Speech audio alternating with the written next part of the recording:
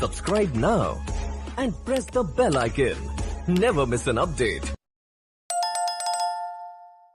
और चीज वही होगी, यहाँ पर CD गुणे कैपिटल A और स्मॉल c बटे A और B। अब इसको कैलकुलेट कर लीजिए। तो जब 4.8 गुणे 3.6 करेंगे तो ये आएगा 17.2 बटे 5 का जब भाग देंगे तो ये आ जाएगा 3.4 सेंटीमीटर। तो इस प्रकार से देखिए 3.4 सेंटीमीटर आ गया। अब यहाँ पर हम नाप ले लेंगे। इसी जगह सेंटर से ही नापना है क्योंकि इसका भाग हमने सेंटर से ही नापा था। तो 3.4 सेंटीमीटर इस प्रकार से रखिए इसको यहाँ पर, और 3.5 यहाँ पर है, एक पॉइंट कम कर दीजिए, 3.4 सेंटीमीटर हो गया। यहाँ पर बना लीजिए 3.4 सेंटीमीटर यहाँ पर हो गया। इसी प्रकार दक्षिण भाग में भी 3.4 सेंटीमीटर यहाँ पर आ गया, और ये यहाँ पर रखिए, और 3.5 है, एक पॉइंट कम कर दीजिए, 3.4 सेंटीमीटर हो गया। तो इस प्रकार देखिए हमने ये देशांतर रेखा 15 की, 30 की और 45 की, ये 3 भाग इस प्रकार से आ रहे हैं। तो इधर भी ये 3 भाग बन गए हैं। बाकी के भी भाग इसी प्रकार से इसी कैलकुलेशन द्वारा किए जाएंगे। सी तक तो हो गया, हमें स्मॉल डी लेना है। तो यहाँ पर हमने इसको भी नाप लिया, यह है 4.3 सेंटीमीटर। तो हमने क्या किया, ये सीधे डायरेक्ट आप करिए, यहाँ पर सीधे 4.3 लिखिए, 4.8 और 5 करिए, यहाँ 5 हो गया। अब इनको सीधे सीधे कैलकुलेट कर लीजिए। तो यहाँ पर देखिए हमने जैसे इस भाग को यहाँ से D तक जब नापा है तो ये 4.3 सेंटीमीटर का आया हुआ है।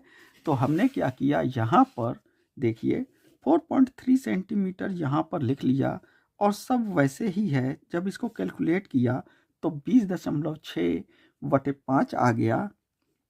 जब इसको काटेंगे तो ये आ जाएगा 4.1 सेंटीमीटर। और यहाँ पर इस भाग को जब हमने यहाँ से, ये जो लास्ट भाग है स्मॉल ई जो भाग है, इसको जब कैलकुलेट किया, जब इसको नापा तो ये आया 4.8। तो ये 4.8 हमने लिखा।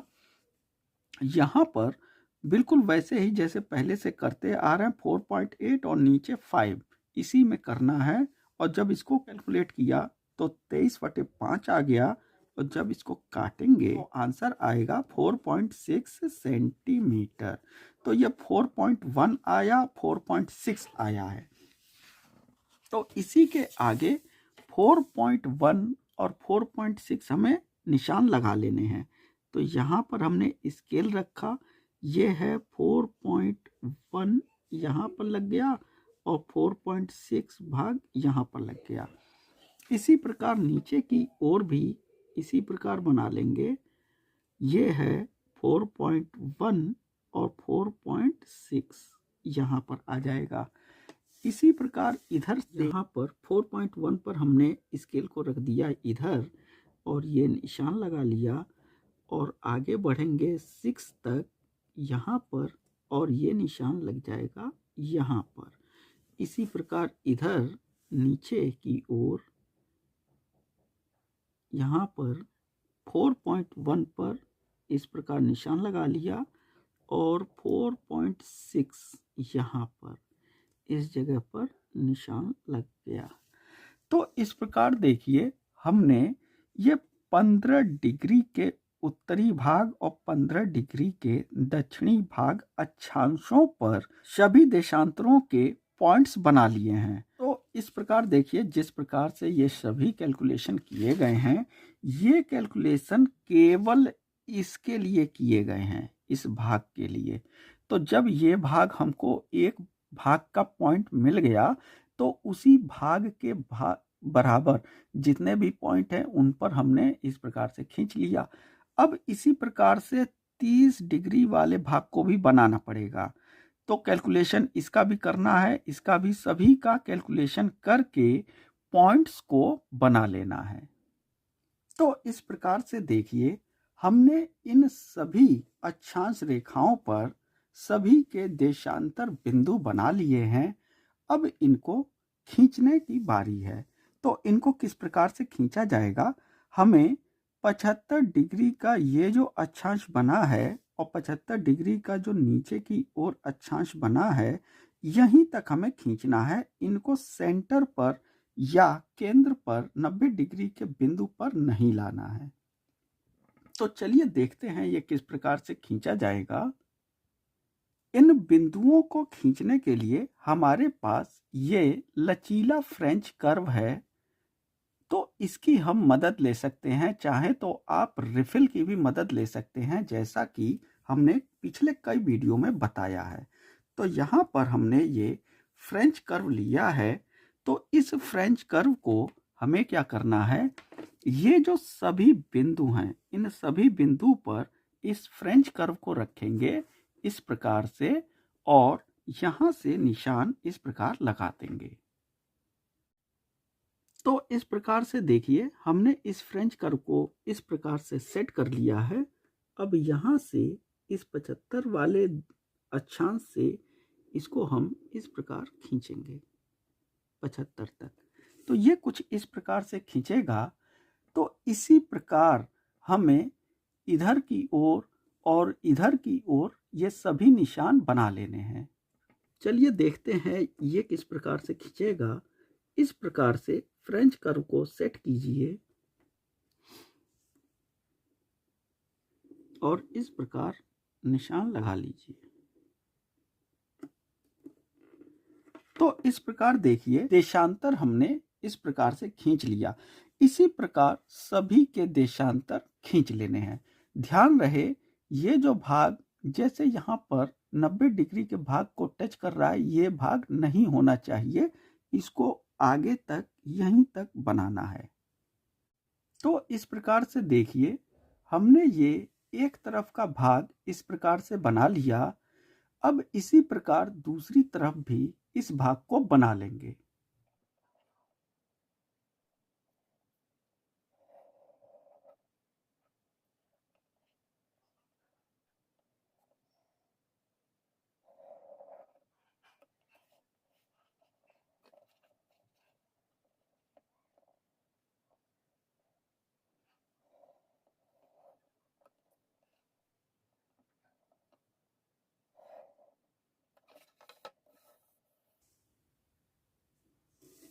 तो इस प्रकार देखिए, ये भाग कुछ इस प्रकार से बन गया है।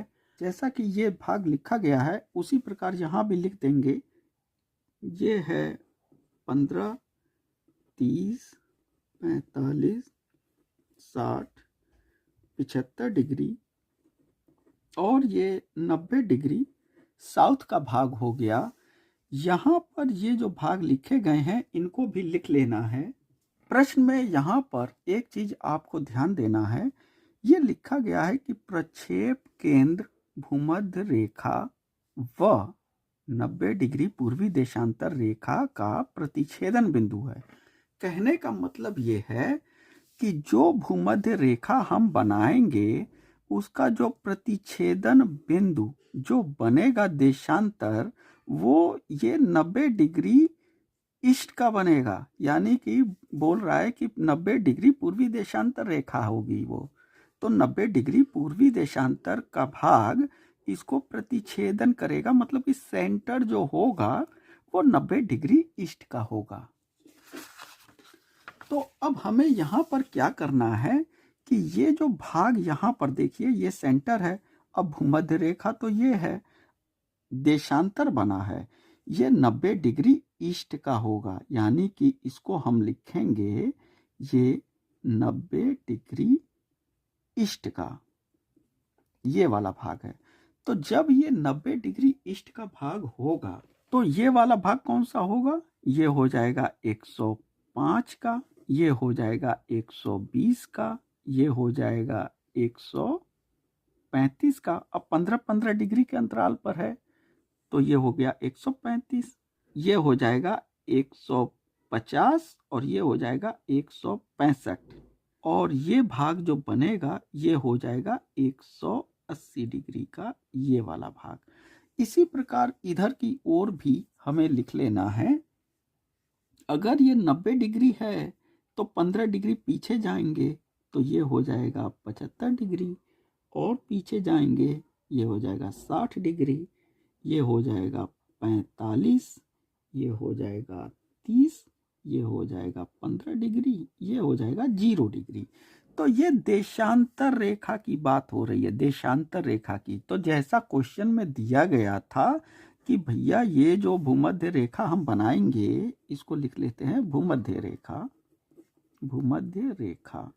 तो ये जो भूमध्य रेखा हमने बनाई है उसका जो प्रतिच्छेदन, जो सेंटर पॉइंट होगा, जो इसको मध्य में काटेगा, वो 90 डिग्री पूर्वी देशांतर का भाग होना चाहिए। तो यहाँ पर हमने क्या किया, ये पूर्वी देशांतर का भाग इसको बना लिया है। इधर भी ये भी ईस्ट ही होगा। यहाँ पर ये 180 डिग्री ईस्ट का भाग हो जाएगा।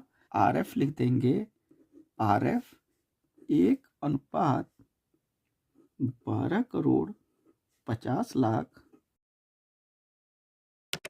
और यहाँ पर लंब कोणीय विषुवतीय मध्य प्रक्षेप बनकर पूरी तरह से तैयार है।